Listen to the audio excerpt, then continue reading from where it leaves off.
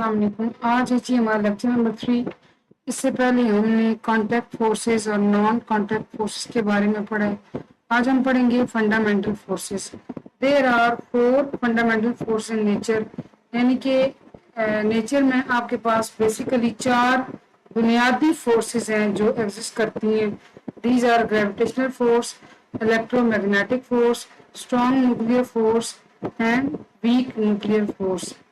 अच्छा जी, यानी कि 4 बेसिक कैटेगरीज हैं। अब हम पढ़ेंगे ग्रेविटेशनल फोर्स। ग्रेविटेशनल फोर्स के बारे में हम बहुत तफसीली पिछले लेक्चर में पढ़ के आए हैं। We often talk about this force, it is the weakest one among all 4 forces. जितनी भी हमने 4 ऊपर फंडामेंटल फोर्स देखी हैं, उन सब में ये सबसे वीकेस्ट है, being a long range force. और हमने नहीं पढ़ा था कि इसकी रेंज ज्यादा है, तो वीकेस्ट क्यों है? It extends to infinite distance, all that become weaker and weaker. जबकि इसकी रेंज लॉन्ग है, ज्यादा है, तो जितनी ज्यादा लॉन्ग रेंज होगी उतनी ज्यादा ये, जब डिस्टेंस ज्यादा डिस्टेंस पे फैलेगी तो ये क्या हो जाएगी? कमजोर हो जाएगी। इसको आप ऐसे ही लें जैसे आपके घर के अंदर वाईफाई लगा हुआ है, तो घर के अंदर वाईफाई के पास सिग्नल ज्यादा आ रहे होंगे, ठीक है। लेकिन जैसे जैसे आप उस जगह से दूर होते जाएंगे, ऑल दो उसकी रेंज होती है, लेकिन जब एक टाइम आएगा, एक ऐसी जगह होगी जहाँ पे उसकी रेंज से आप बाहर निकल जाएंगे, क्योंकि वहां पे उसके सिग्नल्स क्या हुए होंगे? कमजोर हुए होंगे। उस फास तक वो उसके सिग्नल्स कवर नहीं होते होंगे। ऐसे इसकी रेंज लॉन्ग है। जूं जूं ये ज्यादा डिस्टेंस से फैलती जाती है, वैसे वैसे ये क्या होती जाती है? कमजोर। अब हम आगे बढ़ेंगे। Electromagnetic, it is the force that causes the interaction between electrically charge particles. ऐसे पार्टिकल्स जिन पे चार्ज हो इलेक्ट्रिकल, उनको उनके दरमियान जो इंटरेक्शन होता है, वो जो फोर्स इंटरेक्शन का वजह बनती है, उसको इलेक्ट्रोमैग्नेटिक फोर्स कहते हैं। कैसे? Electrostatic and magnetic force comes under this category. इसके अंदर 2 फोर्स आती हैं, एक है जी इलेक्ट्रोस्टैटिक, ठीक है, और एक है जी मैग्नेटिक। यानी कि इलेक्ट्रोमैग्नेटिक की कैटेगरी में या सब कैटेगरीज क्या है? Electrostatic and magnetic. This the area in which the forces act are called electromagnetic fields. अब वो हिस्सा, वो एरिया, वो जगह जहाँ पे ये फोर्सेस एक्ट कर सकती हैं, एक्ट करती हैं, जहाँ पे ये स्ट्रांग होती हैं, उस एरिया को कहते हैं इलेक्ट्रोमैग्नेटिक फील्ड, ठीक है। Electromagnetic forces are stronger than gravitational and weak nuclear forces. अच्छा, ये क्यों कहा जा रहा है कि ये किससे हैं जी? स्ट्रॉन्ग है, ग्रेविटेशनल फोर्स, ठीक है। हमने क्या पढ़ा कि ग्रेविटेशनल फोर्स की रेंज तो लॉन्ग होती है, ठीक है, लेकिन इलेक्ट्रोमैग्नेटिक फोर्स की क्या बात है कि ये ग्रेविटेशनल और वीक न्यूक्लियर फोर्सेस से ज्यादा स्ट्रांग होती हैं। This force causes all chemical reactions. क्या क्या ये कॉज करती है? किस चीज की वजह बनती है? जितने भी जो केमिकल रिएक्शन होते हैं उनकी ये वजह बनती है। It binds together atoms, molecule and crystal. Bind होता है इकट्ठे जोड़ना, जैसे आप गोंद लगा के किस 2 कागजों को आपस में जोड़ते हैं फॉर एग्जाम्पल, उसको बाइंडिंग कहते हैं। ऐसे ही ये एटम्स को, मॉलिक्यूल्स को, क्रिस्टल को आपस में जोड़ने का बायस बनती है। At macroscopic level it is possible cause of friction between surfaces in relative motion. अच्छा, डिफरेंट सर्विसेज के बीच ये फ्रिक्शन की भी एक मुमकिन वजह हो सकती है, ठीक है। जैसे हमने ये पढ़ा कि केमिकल रिएक्शन की वजह बनती है, एटम्स को, मॉलिक्यूल्स को, क्रिस्टल को आपस में जोड़ती है। इसी तरह ये क्या करती है? ये फ्रिक्शन की जो है वो वजह बनती है किन के दरमियान? डिफरेंट सतहों के दरमियान, डिफरेंट सर्विसेज के दरमियान। But strong nuclear force, it holds the atomic nuclei together by binding the protons and neutrons in the nucleus, overcoming repulsive magnetic force between positively charged protons. आपको समझ जाइए कि एटम के अंदर होता है जी न्यूक्लियस। न्यूक्लियस के अंदर ही पार्टिकल्स होते हैं, प्रोटॉन, इलेक्ट्रॉन, न्यूट्रॉन्स। प्रोटॉन्स पे पॉजिटिव चार्ज होता है, इलेक्ट्रॉन्स पे नेगेटिव, और न्यूट्रॉन्स पे कोई चार्ज नहीं होता। अब इसमें क्या लिखा हुआ है? इसमें ये कहा गया है कि ये एटॉमिक न्यूक्लाई को आपस में जोड़ के रखती है। कैसे? ये जो न्यूक्लियस के अंदर प्रोटॉन्स और न्यूट्रॉन्स होते हैं उनको आपस में बाइंड करती है। ओवरकमिंग किस तरह से, किसके नतीजे के तौर पर, जो रिपल्सिव इलेक्ट्रोमैग्नेटिक फोर्स होती है बिटवीन पॉजिटिव चार्ज न्यूट्रॉन्स। ठीक है, देखिए प्रोटॉन्स और इलेक्ट्रॉन्स,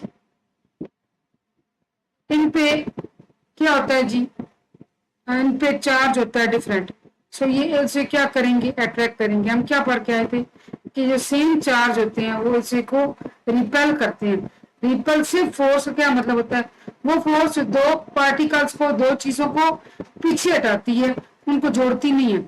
अब बहुत सारे पॉजिटिवली चार्ज प्रोटॉन्स होते हैं, तो जब वो एक जैसे इन पे चार्ज होते हैं तो उसकी वजह से वो इसे क्या करते हैं, रिपेल करते हैं। क्या करते हैं, रिपेल करते हैं। It is also short range force with the order of this, इसकी जो रेंज है वो शॉर्ट है और इसका ऑर्डर ये है।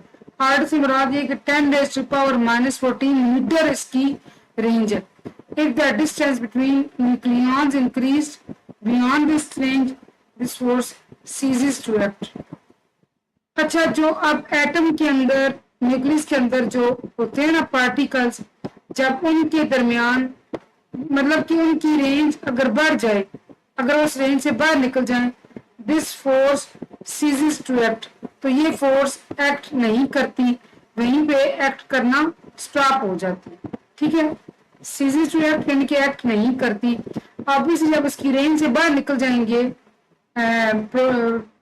जो है वो पार्टिकल्स, तो ये उन पे कैसे एक्ट करेगी, इसका असर खत्म हो जाएगा। ठीक है, आगे जी वीक न्यूक्लियर फोर्स।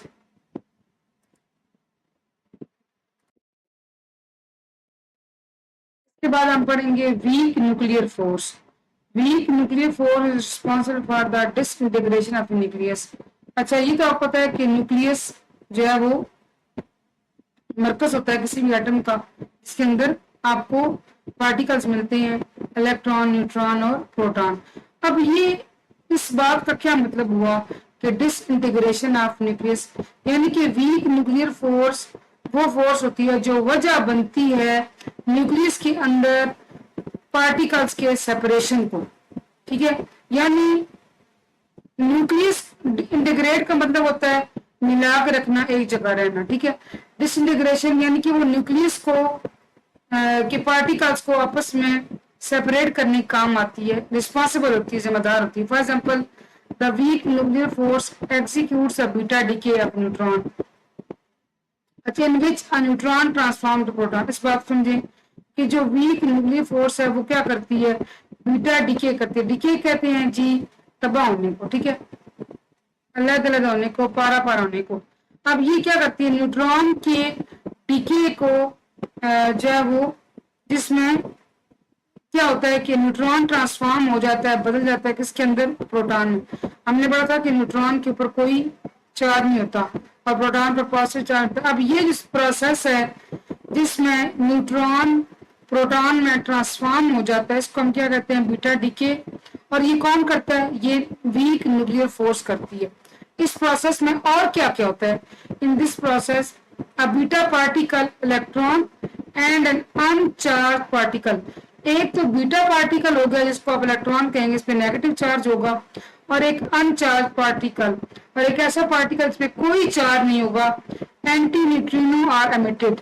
यानी जब ये प्रोसेस होगा बीटा डीके का जिसमें न्यूट्रॉन प्रोटॉन में तब्दील हो जाते हैं, इसके साथ साथ एक बीटा पार्टिकल खारिज होगा और एक ऐसा पार्टिकल जिसके ऊपर कोई चार्ज नहीं, उसको एंटी न्यूट्रिनो कहेंगे। ठीक है, in other words we can say, दूसरे शब्दों में हम कह सकते हैं that due to weak nuclear force के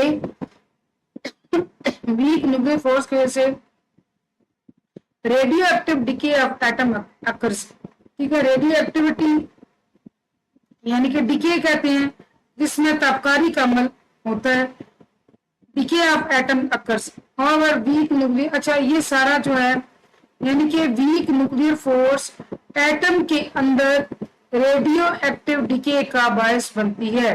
however week nuclear force stronger than the gravitational force, gravitational force से ये है strong, but weaker then the electromagnetic force.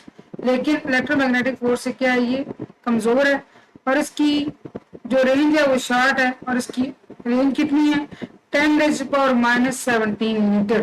ठीक है जी। अब इसके बाद unification of weak moving force and electromagnetic forces, Pakistani scientist doctor Abdul Salam along with Sheldon Glasgow and Steven Weinberg were awarded in 1979 Nobel Prize in Physics for their contribution to the unification of the weak moving force and electromagnetic force as electroweak force। ठीक है जी। Although